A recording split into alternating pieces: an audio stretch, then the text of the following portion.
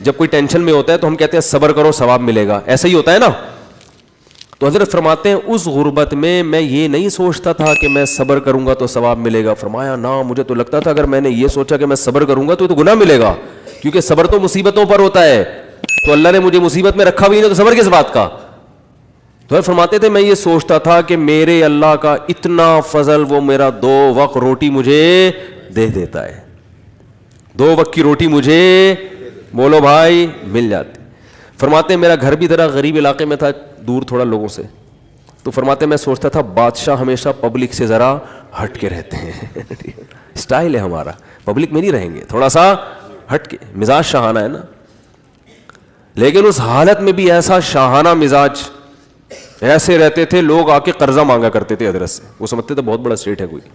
اور حضرت کو گرینری کا شوق تھا, پودے لگانے کا شوق تھا, تو پودے لگانے کے بعد نا پانی دینے کے لیے وہ نہیں, خریدنے کے پیسے نہیں تھے, وہ نہیں پودوں کو پانی دیتے, وہ کیا ہوتا ہے فوارہ ہوتا ہے نا, کہتے ہیں ہم نے پھر جگاڑ کر کے کیلیں ٹھوک ٹھوک کے ایک اپنا گھر میں فوارہ بنایا ہوا تھا. ٹھیک ہے نا. تو پھر جب اللہ نے پیسہ دیا تو پھر ہٹو بچوں. پھر یہ نہیں کہ دیکھو کنجوس, دیر آر 2 ٹائپس آف کنجوس, یہ دیر آر 2 ٹائپ بہت جگہوں پہ میرے بیان میں آج کل آ رہا ہے, اس سے یاد رہ جاتا ہے. انگلش میں کنجوس کو کیا کہتے ہیں؟ مائزر. اردو میں کیا کہتے ہیں؟ کنجوس. اور کوئی لفظ نہیں ہے. عربی چونکہ بلیغ زبان ہے نا, تو عربی میں دیر آر 2 ٹائپس آف کنجوسز. کنجوس لوگوں کی کتنی ٹائپس ہیں؟ 2. ایک کو بخیل کہا جاتا ہے اور ایک کو شحیح. شین حلوے والی ہے, پھر حلوے والی ہے, یہ آسانی سے سمجھ میں آتی ہے. حلوے والی ہے آسانی سے سمجھ میں آ جاتی ہے نا, ہاں بولتا تو سمجھ میں نہیں آ رہا ہوتا. اس کو کہتے ہیں شحیح. بخیل کہتے ہیں اپنی دولت پہ سانپ بن کے بیٹھ گیا, لوگوں پہ بالکل بھی خرچ نہیں کرتا, بخودی میں لگا رہتا ہے. کنجوس شحیح یعنی شح کہتے ہیں کم بخت اپنے اوپر بھی خرچ نہ کر رہا ہو, ہے بھائی. ایک تو ہوتا ہے نا پبلک کے لیے سخی نہیں ہے, سارا بچا بچا کے خود ہی کھاتا رہتا ہے, خود ہی کھاتا رہتا ہے. جیسے وہ ایک کنجوس باپ تھا, یہ قصے جو پہلے سے بیان سن رہے ہیں انہوں نے بہت دفعہ سن لیے ہوں گے, نئے نئے لوگ آتے ہیں تو سنانے میں کوئی حرج نہیں ہے. عرب میں نا باپ دادا کی شاعری پہ فخر کا رواج بہت زیادہ تھا. باپ دادا کی شاعری پہ فخر کہ میرے ابا ایسے, وہ کہتے ہیں میرے ابا ایسے.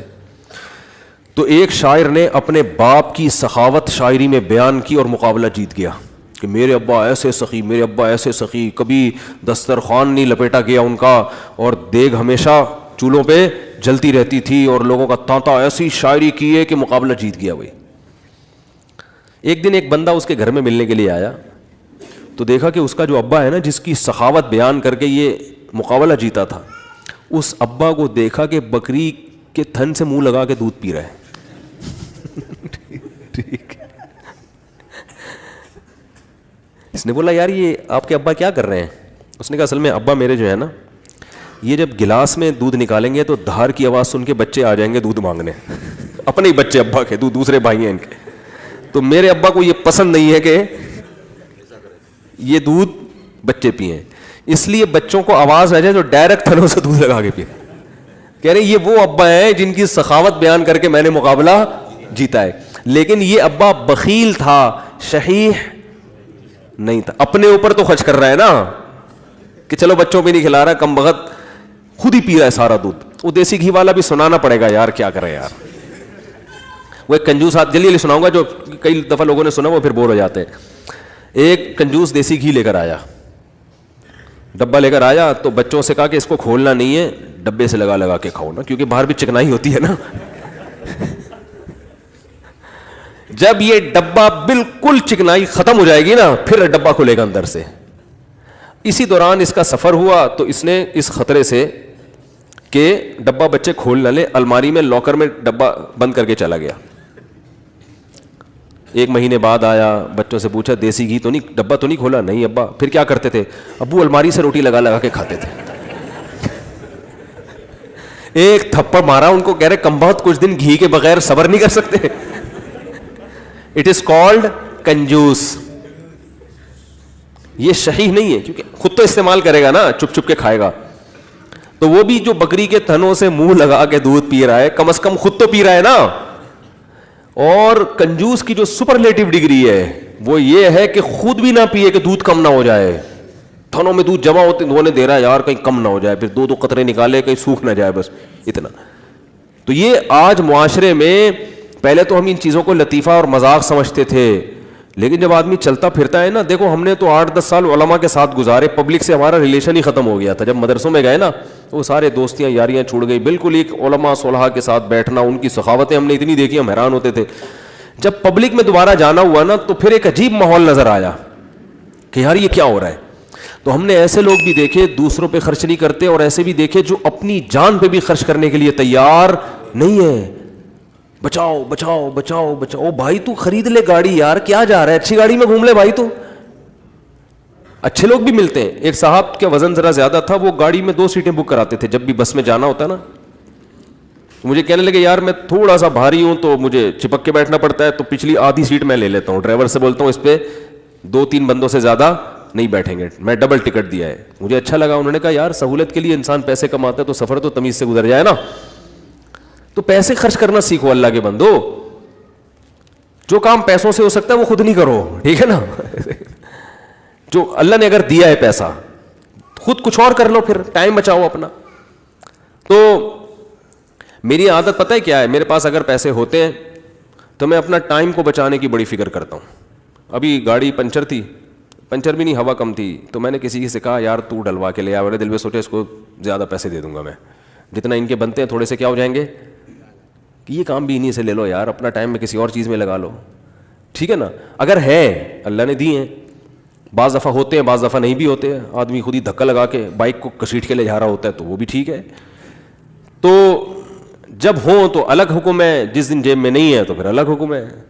تو کیا بات چل رہی تھی, ہاں, تو ہمارے حضرت کے پاس جب پیسہ آیا تو پھر حضرت شو روم میں گئے, فرمایا گاڑی چاہیے. انہوں نے کہا کون سی گاڑی ہے, فرمایا گاڑی دکھاؤ, گاڑی جس کو کیا کہہ سکتے ہیں, لوگ بولیں کہ یہ کیا ہے, لوگوں میں فخر کے لیے نہیں, اپنے سکون کے لیے. تو پھر حضرت نے کویت کے شہزادے سے گاڑی خریدی تھی معذرت کے ساتھ. کس سے گاڑی خریدی, اپنا گھر نہیں بنایا, اس لیے کہ فرمایا کہ میری عمر اب 65 سال ہو گئی, اپنا ذاتی گھر کا کیا کرنا ہے میں نے, بچے اسٹیبل ہیں, ان کے لیے بھی کوئی پراپرٹی بنانے کی ضرورت نہیں ہے, سب اچھا ان کی جاب بھی ہو گئی تھی بچوں کی, مدینہ یونیورسٹی چلے گئے تھے, تو ضرورت ہی نہیں ہے. انہوں نے کہا کوئی ضرورت ہی نہیں ہے گھر بار بنانے کی, تو گاڑی خریدو اچھی, گاڑی کی استعمال میں آ رہی ہے.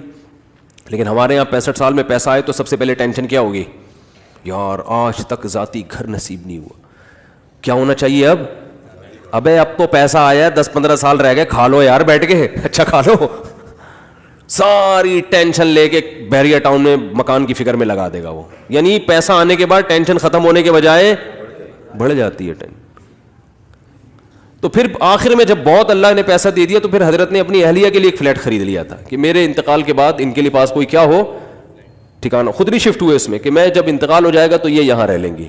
تو اللہ نے اتنا دے دیا, انہوں نے کہا چلو ایک فلیٹ ان کے لیے لے لیتے ہیں, دنیا سے جانے کے بعد ان کے پاس کیا ہوگا, ایک ٹھکانہ ہو جائے گا.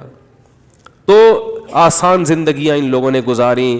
تبھی جب بھی ان کے پاس جاؤ, جب غربت میں تو بھی خوش, پیسہ آیا تو بھی خوش, ایک جگہ بہت پیسہ ڈوب گیا تو کاروبار میں لگایا تو بھی خوش.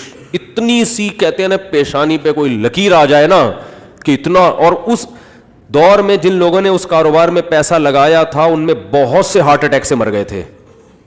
ضیاء الحق کے دور میں الائنس کا ایک بزنس آیا تھا, کمپنی تھی, جو بڑے بوڑھے لوگ ہیں ان سے پوچھیں آپ, اسلامی مزاربت کے نام سے شروع کیا انہوں نے, اور لوگوں کے لاکھوں کروڑوں روپے ڈوب گئے تھے, بہت سے لوگ ہارٹ اٹیک سے مر گئے.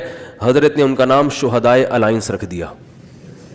فرمایا یہ اچھی شہادت نہیں ہے. اللہ پوچھے گا کیوں جان دی, اے اللہ اس پیسے کے پیچھے ٹینشن بہت. تو اللہ کہے گا کم بخت مسافر خانہ تھا, 2 روٹی صبح تجھے ملتی تھی, 2 روٹی. اور ان کو تو مالداروں کو تو جن کے پیسے اتنے ڈوب رہے ہیں تو اور زیادہ لگژری لائف اسٹائل ہوتا ہے, تو زیادہ سے زیادہ گھر بک جائے گا تو کرائے پہ رہ لے.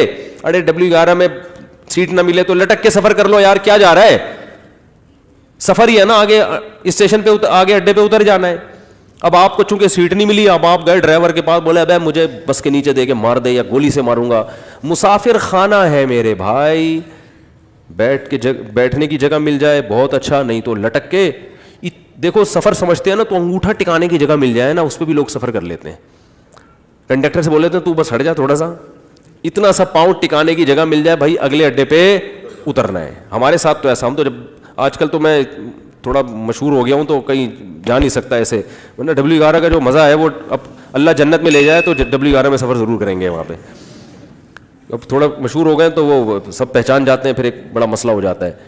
تو ورنہ ہم نے تو بہت دفعہ ایسے سفر کیا ہے, جا رہے ہیں تو چلو جی سیٹ پہ جگہ مل گئی ٹھیک ہے, نہیں تو پائیدان پہ لٹک کے, نہیں تو پیچھے کھڑے ہو جاؤ, بس چھت پہ بیٹھ جاؤ, انجوائے کرو.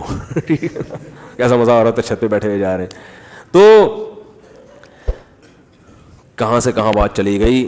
تو جو میں یہ پورا واقعہ اس پہ سنا رہا تھا, ہمارے حضرت کیوں اپنے آپ کو اتنا مالدار سمجھتے تھے, کیوں سمجھتے تھے؟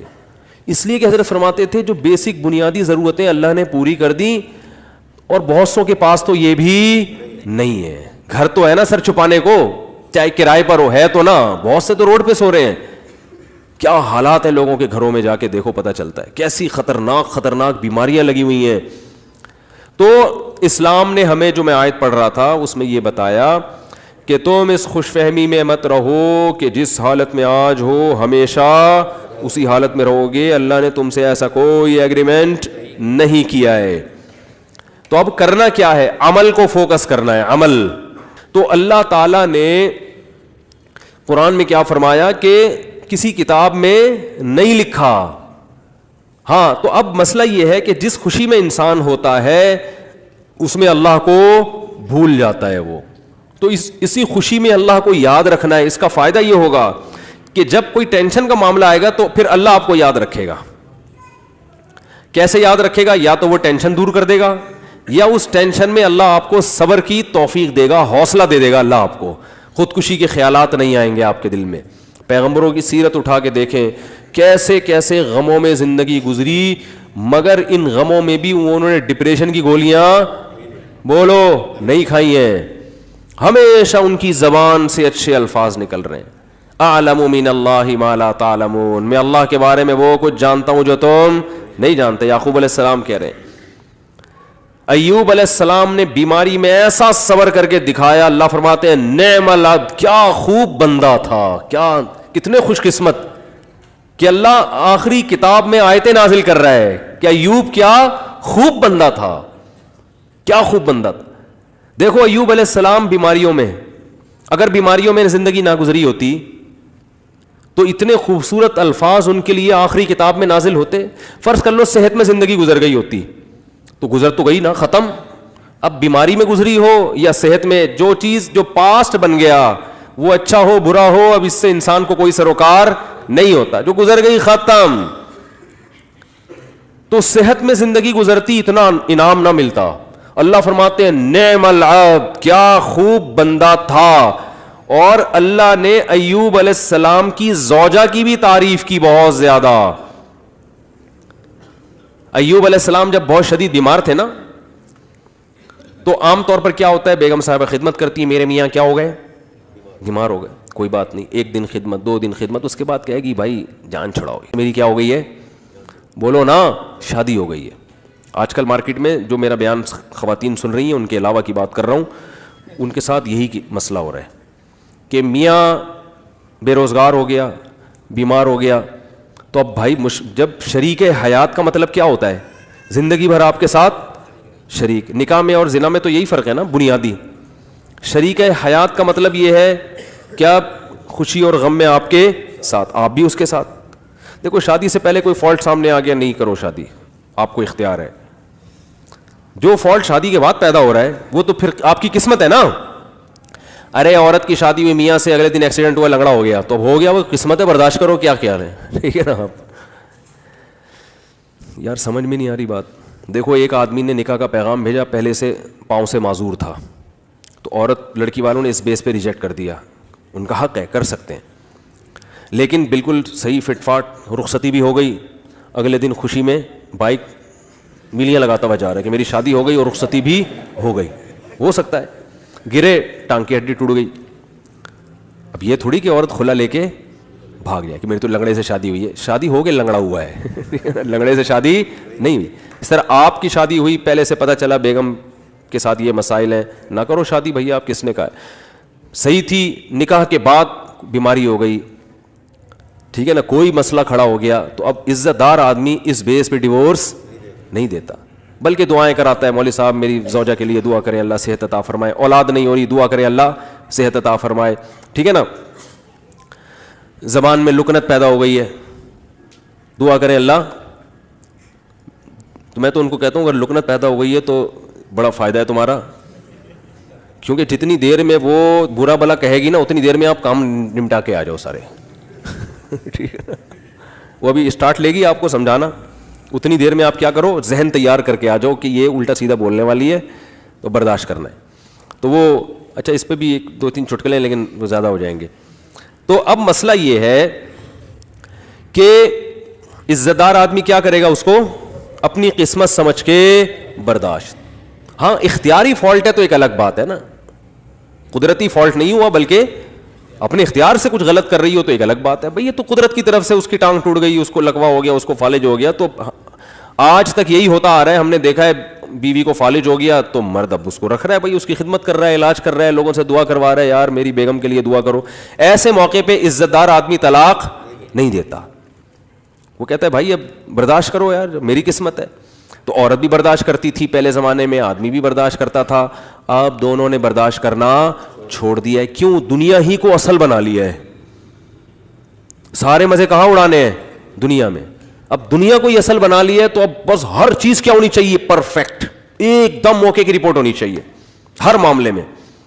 تو یہ تو بھائی گوروں کا نظریہ ہے, یہ مسلمان کا نہیں ہے. تو میں ایوب علیہ السلام کا بتا رہا تھا کہ وہ شدید بیماری میں, وہ بیماری کیا تھی اس کا تفسیر میں کوئی ذکر نہیں ملتا نہ حدیث میں, بس کوئی بہت سخت بیماری تھی جس میں بہت طویل عرصے مبتلا رہے ہیں. تو اللہ نے ان کی زوجہ کا بھی خیال کیا. ان کی زوجہ نے اپنے میاں کی کئی سال خدمت کی ہے, کئی سال خدمت کی ہے. تو اب کیا ہوا کہ ایک دن خدمت میں تھوڑی سی کوتاہی ہوئی تو حضرت ایوب علیہ السلام کو غصہ آ گیا اور انہوں نے کہا کہ میں اگر ٹھیک ہو گیا نا میں تجھے 100 ڈنڈے ماروں گا. صحیح ہے نا, کیونکہ بیمار آدمی چڑچڑا ہو جاتا ہے نا, تھوڑا سا اس میں برداشت کم ہو جاتی ہے. اب بیچاری بیوی اتنی خدمت کر رہی ہے لیکن تھوڑی سی کوتاہی ہوئی تو ان کو غصہ آ گیا. انہوں نے کہا کہ اللہ کی قسم میں ٹھیک ہو گیا تو 100 ڈنڈے ماروں گا. تو اللہ نے ٹھیک کر دیا. اب پیغمبر پریشان کہ اتنی نیک بیوی جس نے اتنی خدمت کی, وہ کہ اس کو 100 ڈنڈے ماروں گا, تو بولے کہ ٹھیک نہ ہوتے تو ہی اچھا تھا بھائی. ٹھیک ہے نا. تو قرآن کے الفاظ دیکھو, خذ بیدک ضغثا فاضرب به ولا تحنث. اے پیغمبر آپ قسم بھی نہیں توڑ سکتے, آپ تو پیغمبر ہیں, اور بیوی اتنی نیک ہے اس کو مارنے کی اجازت نہیں ہے, اس کو آپ نے 100 ڈنڈے نہیں مارنے. اب قسم پوری کرنے کے لیے ایک جھاڑو لیں جس میں 100 تنکے ایک ہی دفعہ لگا دیں بس. ویسے تو ایک یوں کر کے بھی لگانا بھی وہ ہے, لیکن جب بیوی کو پتہ چلے گا اللہ نے میرے لیے میرے میاں کو یہ ہیلا بتایا ہے تو یہ جھاڑو لگانا یہ عزت دی جا رہی ہے. یہ کس کی طرف سے ہیلا بتایا جا رہا ہے؟ بولو بھائی, اللہ کی طرف سے. آج بہت سے لوگ کہتے ہیں قرآن و حدیث میں ہیلے بالکل بھی نہیں ہے مولوی نے. بھائی ہیلوں کی بھی 2 قسمیں ہوتی ہیں, ایک جائز ہیلے اور ایک ناجائز ہیلے. ایک صاحب ٹی وی میں آ رہے تھے رمضان میں, وہ کہہ رہے تھے مولویوں نے ہیلے ویلے بہت نکالے ہوئے ہیں, ہر چیز کا ادھر سے ہیلا ادھر سے ہیلا, اور یہ سب بنی اسرائیل نے بھی ہیلے کر کے مچھلیاں پکڑی ہیں. تو میں نے کہا یار میں ان کے سامنے بیٹھا ہوتا تو میں کہتا آپ کو بنی اسرائیل کے ہیلے تو ذہن میں آ رہے ہیں جو اللہ نے خود ایوب علیہ السلام کو ہیلے بتائے. اس لیے دین فقہا سے سیکھو. یہ جو نئے نئے فنڈر بن رہے ہیں نا آج کل, ان سے دین نہ سیکھو. یہ ایک طرف کی دلیل جانتے ہیں, دوسرا ان کو پتہ ہی نہیں ہوتا. سود سے بچنے کے ہیلے نکالے ہوئے ہیں, تو سود سے بچنے کے ہیلے تو عین مطلوب ہیں. ایسا ہیلا جس سے سود سے بچ جاؤ, یہ تو شریعت چاہتی ہے. یہ وہ ہیلا تھوڑی ہے جو بنی اسرائیل نے کیا تھا مچھلیاں پکڑنے کے لیے. تو ہیلے دیر آر 2 types آف ہیلے. ایک ہیلا جو حرام سے بچاتا ہے, ایک ہیلا جو حرام میں ڈالتا ہے آپ کو. دونوں میں فرق ہے. سود سے بچنے کے لیے جو ہیلے کیے جاتے ہیں وہ سود سے بچنے کے لیے جاتے ہیں, چونکہ سود حرام ہے تو سود سے بچنے کے لیے کا مطلب حرام سے بچنے کے لیے. اور ایک ہیلا وہ ہوتا ہے جو حرام میں آپ کو مبتلا کر دیتا ہے. تو بیوی کو مارنا کوئی اچھا کام تو نہیں ہے نا اسلام میں. تو اللہ نے نیک بیوی کو بچانے کے لیے ان کو ہیلا بتا دیا کہ بھئی ایک جھاڑو میں 100 تنکے لو, ایک ہی دفعہ میں لگا دو تو گویا 100 کوڑے لگ گئے. تو قسم بھی پوری ہو گئی, بیوی بچ گئی. تو یہ اللہ نے حضرت ایوب علیہ السلام کی وائف کو, ان کی زوجہ کو, ان کی اہلیہ کو اتنا پروٹوکول کیوں دیا کہ قرآن میں ان کا تذکرہ بھی کر دیا. یہ شوہر کی خدمت کی وجہ سے, شوہر کے ساتھ وفا کی وجہ سے. یاد رکھو آج عورتیں اپنے شوہر کی طرف سے جن آزمائشوں میں ہیں, جو قدرتی آزمائشیں, جو قدرت کی طرف, بے روزگاری اللہ کی طرف سے ہو جاتی ہے نا. بھائی میاں کا روزگار چھوٹ گیا, یہ تو اللہ ہے جس کو چاہتا ہے رزق کشادہ دیتا ہے, جس کی چاہتا ہے روزی بند کر دیتا ہے. وہ بیچارہ اپنی طرف سے محنت کر رہا ہے لیکن بے روزگار ہو گیا, نہیں کاروبار حرکت میں آ رہا, تو یہ اللہ کی طرف سے ہے. خود سے نالائق ہو تو ایک الگ بات ہے, اللہ کی طرف سے جو آزمائشیں میاں پہ آئیں تو عورت کو چاہیے ان آزمائشوں میں اس کا ساتھ دے, اسے ذہنی ٹارچر نہ کرے. کیونکہ بے روزگاری کی بیماری اتنی, بے روزگاری کا عیب اتنا بڑا نہیں ہے جتنا اس بیماری کا عیب ہے جس میں ایوب علیہ السلام مبتلا ہوئے تھے, کیونکہ اس میں تو کمانا ممکن ہی نہیں تھا اور اوپر سے خدمت بھی. سمجھا پا رہا ہوں اپنی بات کہ نہیں سمجھا پا رہا؟ اس میں خدمت بھی, تو وفا کرنی چاہیے, وفا. اور یہ جب تک آخرت سامنے نہیں ہوگی ان میں سے کوئی بھی کام نہیں ہو سکتا. ہمارے محلے میں ایک صاحب گزرے, ان کا انتقال ہو گیا, اللہ ان کی مغفرت فرمائے. ان کی زوجہ 15-20 سال بیمار رہی ہیں کسی سخت قسم کی نفسیاتی بیماری میں. اس بندے نے 15-20 سال اپنی زوجہ کی دن رات خدمت کی ہے. وہ بیوی نہ بیچاری کھانا پکانے کے قابل, نہ برتن دھونے کے قابل ایسی بیماری میں, تو یہی اس کے لیے کھانا بھی پکا رہا ہے. اتنے پیسے نہیں ہوں گے کہ ملازم رکھو, یہی اس کے لیے بولو ساری خدمتیں کر رہا ہے. تو میں نے کہا یار اس کی تو ویسے ہی بیچارے کی بخشش ہو جائے گی, اللہ کہے گا تو نے کسی کی بیٹی کو رکھا گھر میں اس حالت میں بھی, اب وہ نہیں پکا سکتی بیچاری, اور وہ نہ کپڑے دھو سکتی ہے, اور یہ اتنے پیسہ بھی نہیں ہے کہ, تو خود ہی کر رہا ہے سارے کام. تو یہ کوئی عیب کی بات بولو بھائی نہیں ہے. اپنی بیٹیوں کو سوچا کرو نا, آپ کی بیٹی کے مسائل ہو جائیں تو آپ چاہتے ہو یار سسرال والے برداشت کریں تو دوسروں کو بھی برداشت, ہاں جان بوجھ کر کوئی فالٹ ہے نا تو پھر میاں میں ہو تو ہم عورت کو مشورہ دیتے ہیں اس فالٹ کو صحیح کرو ورنہ پتلی گلی سے نکلو, ٹھیک ہے نا, کہ 10-20 سال اس فالٹ کو بہت خطرناک قسم کا اگر فالٹ ہے تو ایک الگ بات ہے. تو اللہ تعالیٰ نے قرآن مجید میں, اچھا بھائی بیان کے دوران خواتین باتیں کر رہی ہوتی ہیں, بالکل بھی مناسب نہیں ہے, کئی دفعہ شکایتیں آئی ہیں, بیان سننا چاہیے شوق سے. 2 خاتون جو تھیں 20 سال قید ہوئی ان کو ایک ہی وارڈ میں, 20 سال تک وہ باتیں کرتی رہیں. جب نکلی ہے نا, جس دن رہائی ہوئی تو کہیں بہن کچھ باتیں رہ گئی ہیں, انشاءاللہ اگلے ہفتے ہماری ملاقات ہوگی تو اس کو کمپلیٹ کریں. تو یہاں جو خواتین آتی ہیں بھائی بیان کو فوکس کریں نا, آپ کے فائدے کی باتیں ہو رہی ہیں تو آپ کے دل میں میاؤں کی محبت ڈالی جا رہی ہے, ٹھیک ہے. تو اللہ نے کیا فرمایا کہ جس کنڈیشن میں آج ہو ضروری نہیں کہ کل بھی اسی کنڈیشن میں ہوگے, لہذا کیا کرنا ہے, اعمال کو فوکس کرنا ہے. اس عمل کا فائدہ کیا ہوگا کہ اللہ نہ کرے کل ٹینشن آئی بھی تو اس ٹینشن کو برداشت کرنا کیا ہو جائے گا, آسان. میں جمعے کی خطبے میں یہ حدیث اکثر پڑھتا ہوں.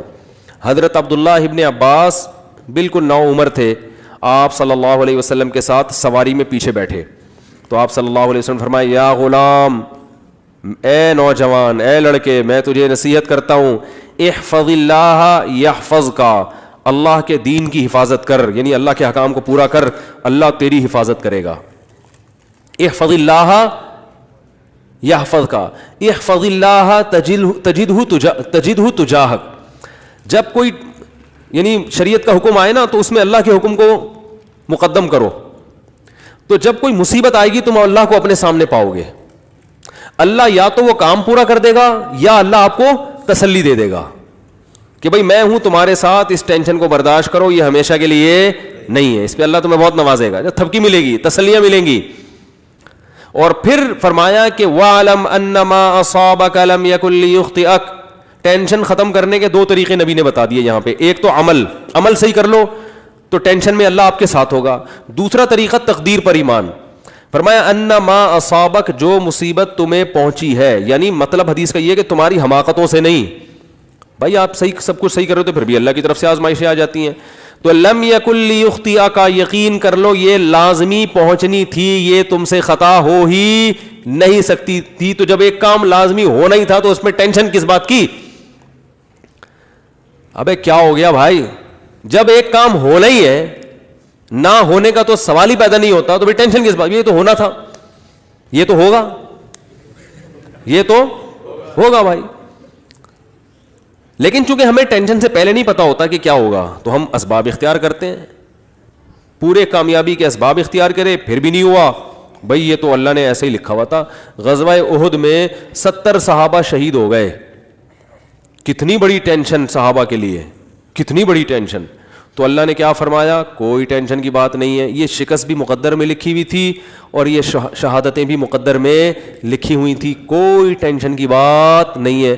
رہا یہ مسئلہ کہ تم سے غلطی ہوئی تھی, مشورے پر عمل نہیں ہوا, نبی کا حکم تم سے ٹوٹ گیا, تو اس کی وجہ سے یہ ٹینشن پہنچی ہے, تو اس سے تم نے چونکہ توبہ کر لی ہے تو وہ والی ٹینشن بھی کیا ہو گئی, ختم.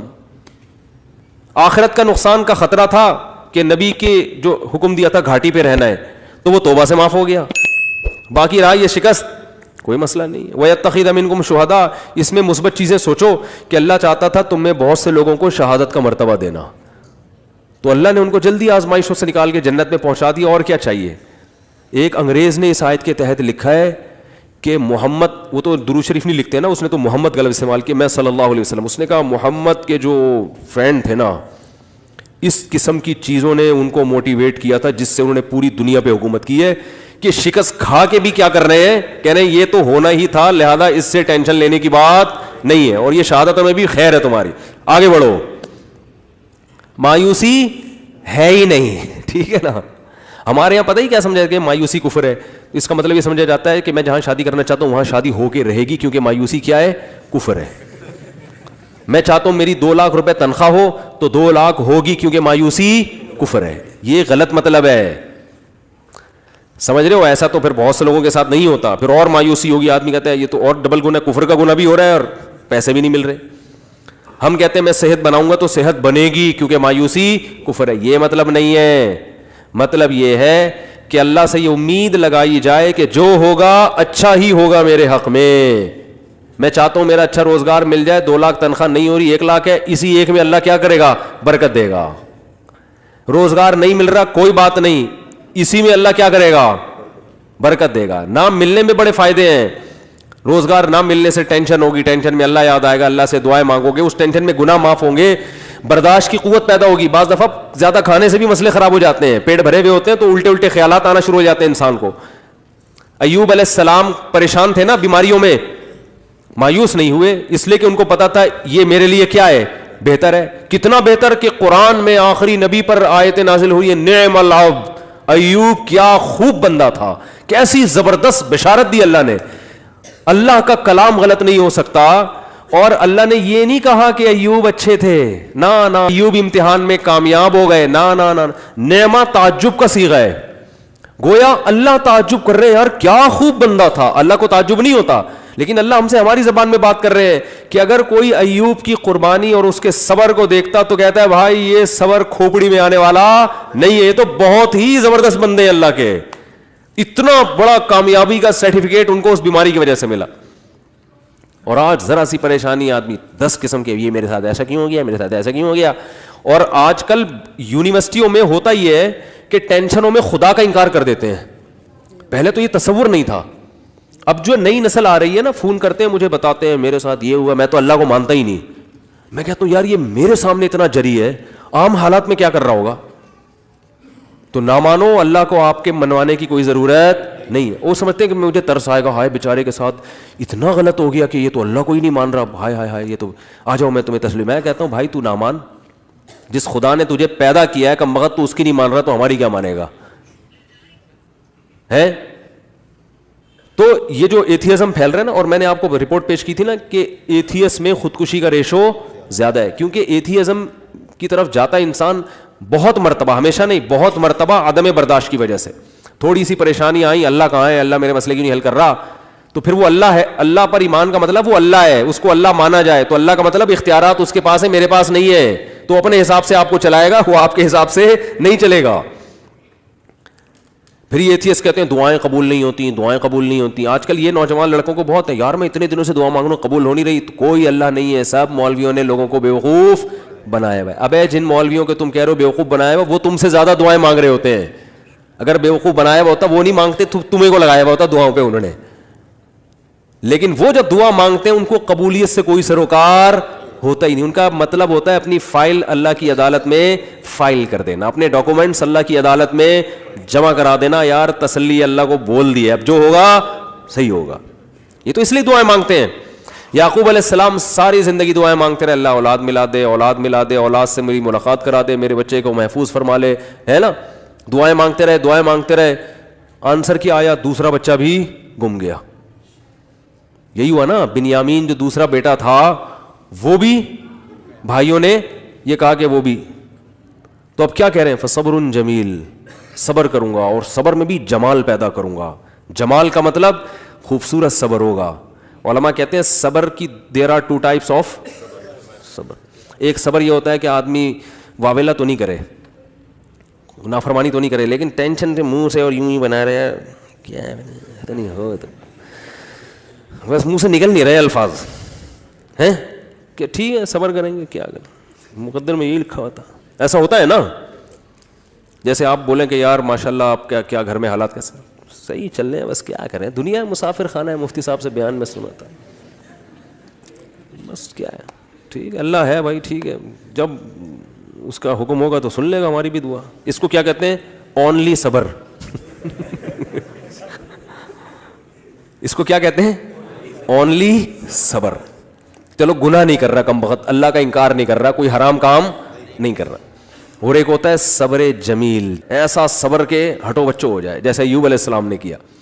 وہ صبر یہ ہوتا ہے کہ ذرہ برابر اپنے ایٹیٹیوڈ سے اور اپنی زبان سے شکایت نہ جھلک رہی ہو. جیسے ہمارے حضرت نے غربت میں فرماتے ہیں کہ جو میں صبر نہیں کرتا تھا کیونکہ مجھے ڈر لگتا تھا گناہ نہ ہو جائے. اللہ کہے گا صبر تو مصیبتوں پہ کیا جاتا ہے, تجھے مصیبت کہاں پہنچی ہوئی ہے, بلکہ میں اپنے آپ کو کیا سمجھتا تھا, بادشاہ ہوں, اس لیے میں لوگوں سے الگ رہتا ہوں. تو اس کو سرے سے مصیبت سمجھ ہی نہیں رہے ہیں, بلکہ کیا کہہ رہے ہیں؟ صبر جمیل. کیا کرنا ہے؟ ایسا صبر جس میں کیا ہو؟ جمال ہو. اور لا تیأسوا من روح اللہ, اے میرے بچوں اللہ کی رحمت سے نا امید مت ہو.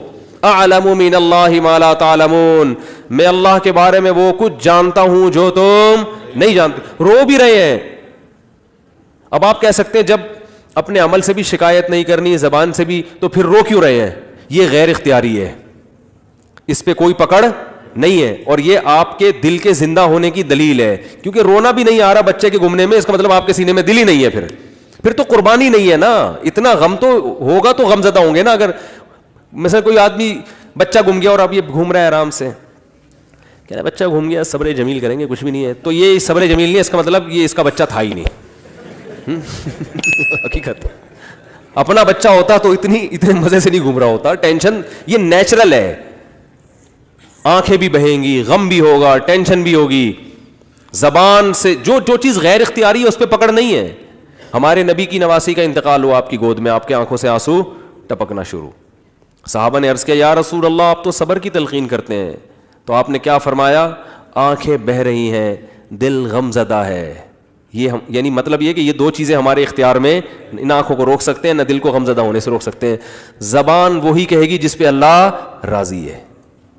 زبان کہے گی کہ جو اللہ کا حکم تھا, ما قدر اللہ, جو اللہ کے فیصلے ان فیصلوں پر راضی. لیکن جب اس ٹائپ کا صبر ہوتا ہے نا جو غیر اختیاری, تو وہ اعتدال سے ہوتا ہے. یعنی اس ٹائپ کا جو غم ہوتا ہے نا وہ اعتدال سے ہوتا ہے, اس میں آنسو بھی نکلتے ہیں, دل بھی غم زدہ ہوتا ہے.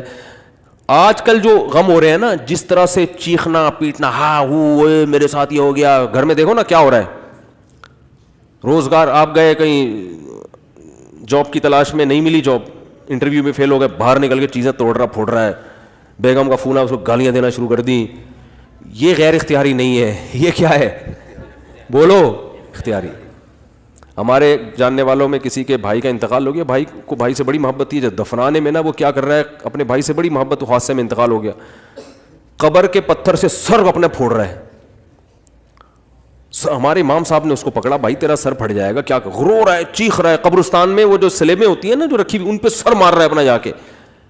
یہ لوگ تو کہیں گے ماشاءاللہ بڑی محبت ہے, لیکن یہ بے صبر ہونے کی دلیل ہے. رو بھائی پابندی, یہ جو بالکل حواس باختہ اور رونا اور چیخنا اور یہ وہ جو ہمارے گھروں میں آج کل میتوں میں ہوتا ہے, اور مسئلہ ہو گیا تو چیزیں اٹھا کے پھینک رہا ہے, اور اس کو سمجھتے ہیں کہ میں اپنا بس غصہ نکال رہا ہوں, تو یہ گدھے ہونے کی تو دلیل ہو سکتی ہے. میرے بھائی میں اس کو نہیں کہہ رہا, وہ تو بیچارہ غمزدہ تھا, اللہ تعالیٰ اس کے غم کو دور کرے, لیکن یہ شریعت میں پسندیدہ کام نہیں ہے. میتوں پہ چیخنا, میتوں سے لپٹ کے پاگلوں کی طرح رونا, بھائی بس رو آپ, جو اللہ کا اللہ نے آپ کو پرمیشن دی, اور یہ رونا اچھی علامت ہے کیونکہ یہ محبت کی دلیل ہے. اور آپ صلی اللہ علیہ وسلم نے ایسے موقع پہ یہ بھی فرمایا کہ یہ اللہ کی وہ رحمت ہے جو اللہ نے اپنے بندوں کے دلوں میں رکھ دی ہے. اسی محبت کی بیس پہ تو حقوق ادا ہوتے ہیں, اتنی بھی نہیں ہوگی تو پھر حقوق تھوڑی ادا ہوں گے. سمجھ میں نہیں آ رہی تو رہنے دو. اچھا آ رہی ہے الحمدللہ. تو بات کیا چل رہی تھی؟ صبر. ہاں, یعقوب علیہ السلام دعائیں مانگ رہے ہیں میرا بیٹا مل جائے جہاں وہ اچھی حالت میں ہو, اور دعا قبول کیسے ہو رہی ہے؟ دوسرا بچہ بھی گم گیا. اب آج کل کوئی یونیورسٹی اور کالجز کے لڑکے ہیں, ان کو اتنے بڑے بڑے غم نہیں پہنچتے, ان کو یہی ہوتا ہے وہاں شادی کرنا چاہتے تھے نہیں ہوئی, حالانکہ رات کو اٹھ کے اتفاق سے اس دن دعا بھی مانگی تھی. زندگی میں پہلی دفعہ کیا کیا تھا؟ دعا مانگی تھی, دانت برش سے صاف کر لیے تھے, گٹکے اور چرس کی بدبو ختم کر کے اللہ سے دعا مانگی تھی. اس دن پی بھی نہیں تھی ہم نے, ٹھیک ہے نا. کوئی عمل اللہ کے سامنے دکھانے کے لیے بولو نہیں ہے. پھر دعا مانگ رہے ہیں اور چاہتے ہیں کہ فوراً سے پہلے قبول ہونی چاہیے, پھر ہم اللہ کو مانیں گے. اللہ نے کہا ہے غیب پر ایمان لے کر آؤ پھر میں مانوں گا. کیونکہ میرے بھائی ایسے تو آپ ڈی ایس پی کو بھی مانتے ہو, ایس ایچ او کو بھی مانتے ہو, کیونکہ آپ کو پتہ ہے کہ ان کے پاس تو جو پاور ہے وہ تو نظر آتی ہے نا. ایسے تو سب محلے کے دادا کو بھی مانتے ہیں, یار اس سے جو بولو کام ہو جائے. اللہ کو ماننے کے لیے یہ ضروری ہے کہ اپنی فائل اللہ کے دفتر میں داخل کر دی, دعا قبول ہوئی تو بھی ٹھیک ہے, نہیں ہوئی تو بھی قبول ہی سمجھی جائے گی کہ قبول ہی ہوئی ہے. سمجھ رہے ہو؟ غیب پر ایمان. تو یعقوب علیہ السلام دعائیں مانگتے مانگتے مانگتے قبولیت کا کیا طریقہ ہوا؟ دوسرا بچہ بھی گم گیا. پھر بھی کیا کہہ رہے ہیں؟ انما اشکو بثی وحزنی الی اللہ, میں اپنا غم صرف اللہ سے بیان کرتا ہوں. یہ عبدیت ہے. دیکھو اتنا فنٹر بننا کہ اللہ کے سامنے بھی غم نہ بیان کرے, یہ صبر نہیں ہے, یہ فنٹر گیری کی کیا ہے. اگر کوئی غم ہے تو اللہ کے سامنے بیان کرے بھکاری بن کے. اللہ کو عبدیت پسند ہے. اللہ کو کیا پسند ہے؟ عبدیت.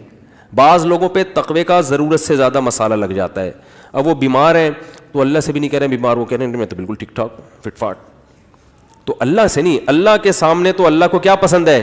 عارضی. تھوڑی بیماری اللہ سے کہے اللہ یہ تھوڑی ہے مگر تو نے تو تھوڑی بیماری دی مگر میں اتنا کمزور ہوں, مجھے یہ تھوڑی بھی بہت ہے, اس کو بھی ختم کر دے. اے اللہ تو نے مجھے بہت رزق دیا, نعمتیں بہت ہیں, مگر میں اتنا نالائق ہوں نا, یہ بھی میری اپنی کنجوسی کی وجہ سے مجھے تھوڑا لگ رہا ہے, تھوڑا اور بڑھا دے. ٹھیک ہے نا. ناشکری نہ کرو, اللہ پہ تو بہت ہی دیا ہے. اپنی کمزوری بیان کرے آدمی کہ اللہ تو نے تو اتنا دیا مگر میں بہت نالائق, میں بہت کمزور. ہمارے حضرت گناہ سے بہت سخت بچا کرتے تھے, بہت زیادہ. کوئی پتہ چل جائے نا ناجائز ہے تو حضرت سے وہ کام نہیں کروا سکتا تھا کوئی کسی بھی طریقے سے. ناجائز تو کیا نامناسب کام بھی نہیں کروا سکتا تھا. ہمارے حضرت کا یہ مشہور تھا کہ کوئی کام جائز ہے مگر نامناسب ہے, علماء پہ سوٹ نہیں کرتا, وہ یہ ایک شریف آدمی پہ سوٹ نہیں کرتا. کچھ بھی کر لو حضرت نہیں کرتے تھے. اتنا تقویٰ, اس کے باوجود فرماتے تھے میں اللہ سے دعا میں یہ کہتا ہوں کہ اللہ میرے پلے عمل کچھ بھی نہیں ہے, میرے پلے عمل کچھ بھی نہیں ہے اور نہ مجھ سے کچھ عمل ہوتا. تہجد میں 5 پارے پڑھ رہے ہیں اور دعا کیا کر رہے ہیں؟ اللہ ہم سے عمل نہیں ہوتا, ہم کمزور ہیں, تو ویسے ہی بخش دے ہم کو. بہت مشکل ہے بات سمجھانا, بہت مشکل ہے بھائی. یعنی دعا میں کیا کہہ رہے ہیں کہ اللہ ہمارے پلے کچھ بھی. پھر حضرت ایک شعر پڑھا کرتے تھے, مقامات حریری جن لوگوں نے پڑھی ہے نا, عربی ادب کی کتاب ہے, اس میں ایک فقیر کا واقعہ, بس یہ واقعہ بیان کر کے بیان ختم کرتا ہوں. ایک فقیر, ایک وہ گزرا ہے, ان کے نام ذہن سے نکل گیا جو کتاب کے مؤلف ہیں. تو وہ مؤلف نے نا بڑے واقعات بیان کیے بڑے شاعری کے انداز میں اور قافیے ملا کے مختلف طریقوں سے نا. تو وہ شاعر بن کے مختلف لوگوں کے گھروں میں جا کے نا, وہ ہوتا ہے فراڈی, یعنی اپنے آپ کو یہ سیکھے کردار ہے, جیسے پرینک ہوتے ہیں نا, تو پہلے تو ویڈیو نہیں بنتی تھی, ریٹرن میں ہی پرینک بن رہے ہوتے تھے, ٹھیک ہے نا. تو انہوں نے یہ شو کیا ہے کہ یہ جو ہے نا فقیر بن کے کسی کے گھر میں گیا, حالانکہ فقیر ہے نہیں, لیکن ایسا سیٹھ کے سامنے زمین آسمان کے غربت کے قلابے ملائے کہ اس نے ٹھیک ٹھاک پیسہ دے دیا. جج کے سامنے گیا, ایسے قلابے ملائے کہ اپنے حق میں فیصلہ. تو اس نے ایک شعر کہا کہ بارش ہو رہی تھی اور اندھیری رات تھی, سرد رات تھی. یہ فقیر بن کے کسی سیٹھ کے چوکھٹ پہ گیا, دروازے پر دروازہ بجایا. سیٹھ نے جب دروازہ کھولا تو اس کی زبان سے شعر کیا نکلا؟ قد دفع اللیل الذی فہرا الی ذراکم شعثا مغبرا. کیا خاندانی شعر ہے, یہ تو عربی میں ہی سمجھ میں آئے گا کہہ رہے کہ وہ رات جو اندھیری رات ہے, سخت رات ہے, بارش ہو رہی ہے, بادل گرج رہے ہیں, اس خوفناک اندھیری رات نے تیری چوکھٹ پہ ایک ایسے شخص کو لا کے پھینک دیا ہے جو بالکل بے یار و مددگار ہے, غبار آلود بال اور پھٹے ہوئے کپڑے. شعیصہ غبار آلود, مغبرہ غبار آلود, شعیصہ بکھرے ہوئے بال, یعنی بالکل قسم پرسی کی حالت میں اس اندھیری رات نے ایک شخص کو تیری چوکھٹ پہ لا کے ڈال دیا ہے. تو سیٹھ کو تو جوش آئے گا نا, یار یہ رات کو میں ہی ملا تھا تیرے یہاں ڈالنے کے لیے, تو پیسے دے گا کہ نہیں دے گا؟ شاعری میں بڑی جان ہوتی ہے نا. قد دفع اللیل الذی, ورنہ رات کے اندھیرے میں کون کسی کے گھر پہ جاتا ہے؟ اور ایسی رات جو ٹھنڈی بھی ہو, برسات بھی ہو رہی ہو, اولے برس رہے ہو اور جناب گھٹائیں آئی ہوئی ہوں, ایسی رات میں اگر کوئی کسی کی چوکھٹ پہ جا رہا ہے اس کا مطلب واقعی وہ ضرورت مند ہے. تو کہہ رہے ہیں اندھیری رات نے تیری چوکھٹ پہ ایک ایسے آدمی کو لا کے ڈال دیے جس کے پاس بال بنانے کا کے اسباب بھی نہیں ہے, غم کو صاف کرنے کے وسائل بھی نہیں ہے. تو ہمارے حضرت یہ شعر فرماتے ہیں, میں تہجد میں پڑھتا ہوں جب اللہ کے سامنے کھڑا ہوتا ہوں نا, کہ اللہ اس اندھیری رات نے ایک ایسے شخص کو تیری چوکھٹ پہ لا کے ڈال دیا ہے جو عمل کے لحاظ سے بالکل زیرو ہے. پراگندہ بال کا مطلب عملی لحاظ سے غریب ترین, کچھ بھی عمل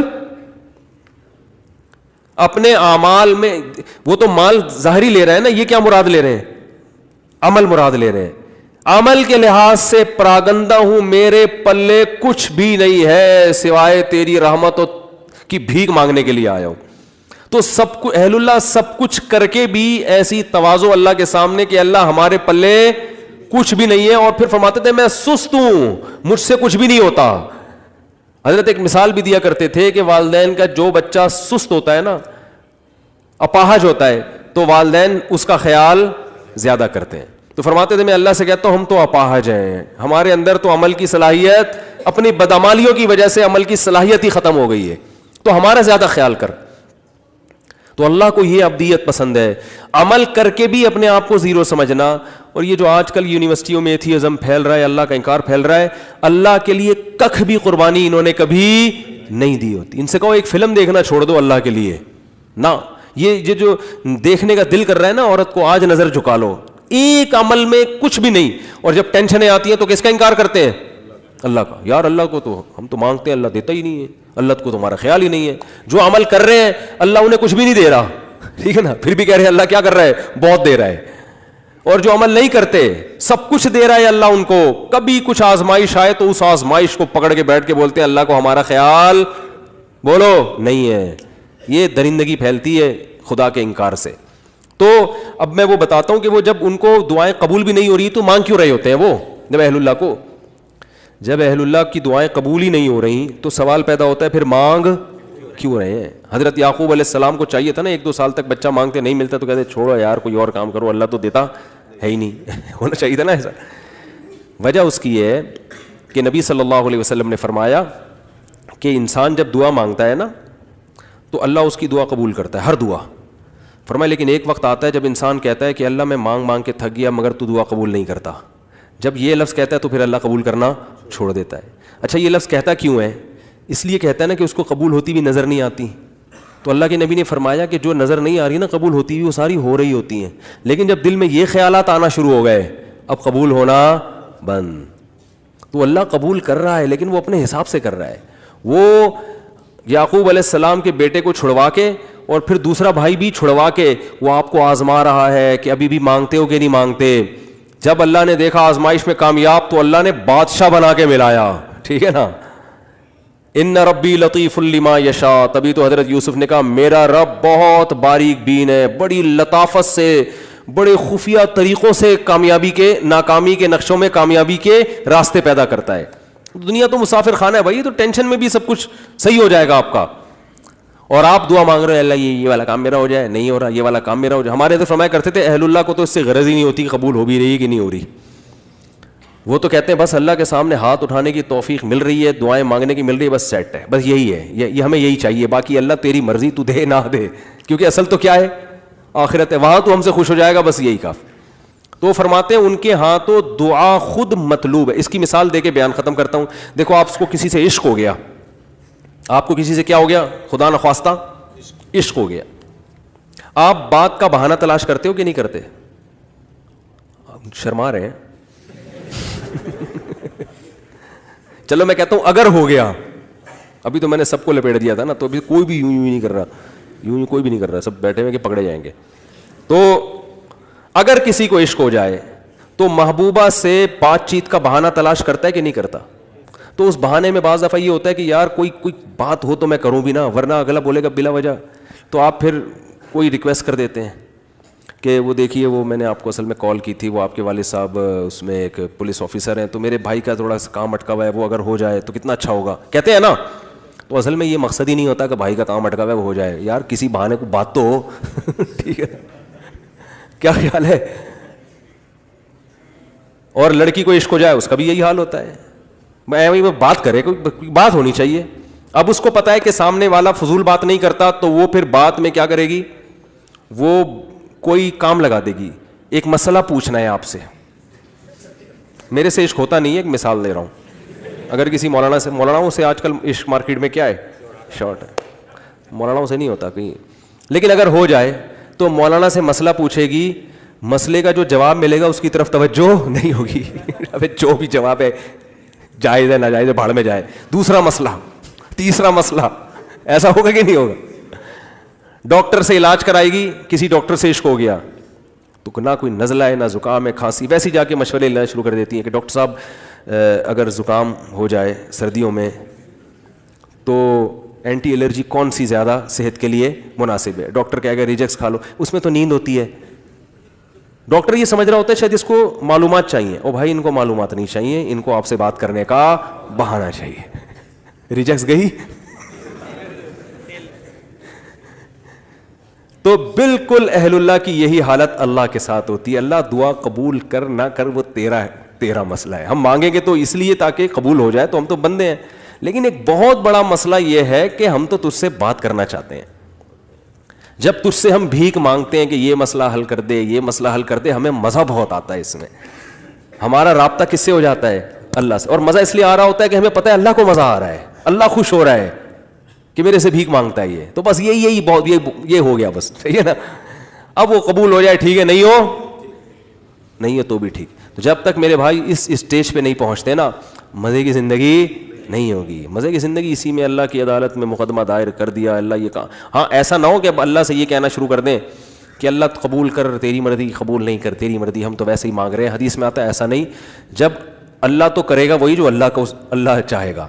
آپ نے غلام بن کے مانگنا ہے کہ اللہ قبول کر دے, یہ چیز مجھے چاہیے تو دے دے. ٹھیک ہے نا. ایسے نہیں مانگیں کہ اللہ یہ مجھے روزگار مل جائے تو اچھا ہے, نہیں ملے تو تیری تقدیر ہے. تو یہ دعا نہیں ہوئی نا, پھر یہ تو ویسے ہی اللہ کی تقدیر ہے بھائی. تو آپ نے تو مانگنا ہے اللہ میرے مجھے کشادہ رزق حلال نصیب فرما دے, اے اللہ میری اس بیماری کو ٹھیک کر دے. تو بس وہ بات سمیٹ دوں کہ اللہ نے کیا فرمایا, جس حال میں ہو اس خوش فہمی میں مت رہو کہ مستقبل میں یہ حال ہوگا. تو اس کا کیا طریقہ ہے کہ پھر عمل کو فوکس کرو تاکہ مستقبل میں حالت اگر یہ تو ہے تو آخرت کے بارے میں, لیکن دنیا پہ بھی صادق آتی ہے کہ اگر مستقبل میں حالات خراب بھی ہوئے تو اللہ کی طرف سے تسلیاں ملیں گی. اللہ تعالیٰ سمجھنے کے عمل کی توفیق عطا